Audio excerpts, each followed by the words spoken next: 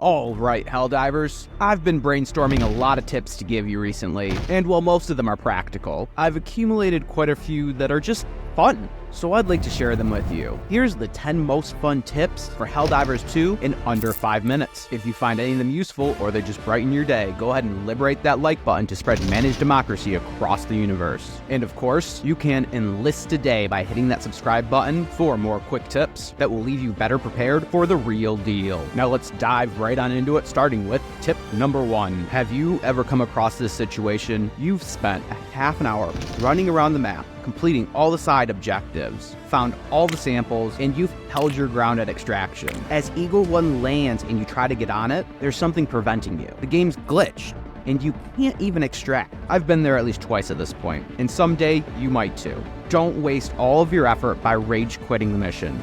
Instead, PvP with one another until you have no lives left. And then the last person standing, cook a grenade until it pops. You won't get any of your samples, but you'll keep all your requisition slips and experience. Most importantly, you'll succeed the mission so that you can have an impact on the liberation of the planet. But speaking about spreading democracy, do it in style with tip number 2. The automatons just recently got a new toy. Their gunships can be lethal if you're not careful about them, and their fabricators are one of the hardest buildings to destroy in the game. But you can use these gunships to your own advantage.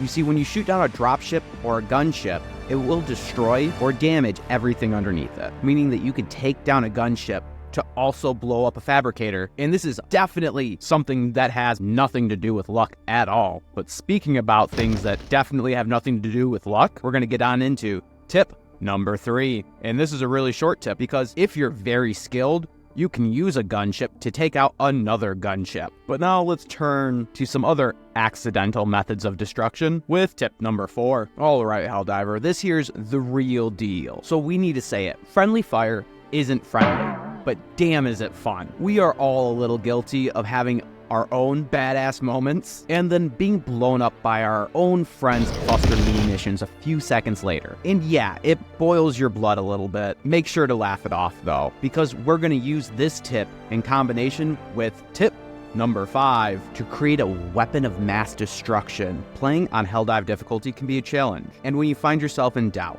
don't think. Simply shout for democracy and then go out in a blaze of glory. But now let's combine this tip with tip number 4 to make tip number 6. And this tip is, why use a homing missile when you can use your homies as a missile? One person can round all the enemies up, while the other calls in their 500 kilogram and drops it right on that horde, eliminating it. Clearing hordes as fast as possible is critical on Helldive difficulty, so here's an alternative method of destruction that can be used as a last resort. Tip number 7. They won't teach you this in your basic training, but this here's the real deal. You can use enemies to take out enemies. Chargers, hulks, and tanks are perfect for this, and gunships can be useful too. But don't you dare begin sympathizing with them, even though their tools can be useful. And we'll get into that with tip number 8. Taking out automaton fortresses feels great, but you know what feels even better? Turning their own guns on them and mowing them down with their own turrets. Make sure to take advantage of this. If the bots could actually think, they'd know to destroy their own assets instead of letting them fall into our hands. But you know better, Helldiver, and you know to eliminate our assets before they fall into the enemy's hand. Let's be a little more specific about that with tip number 9. Civilian extraction missions are some of the longest missions in any operation, and one of the most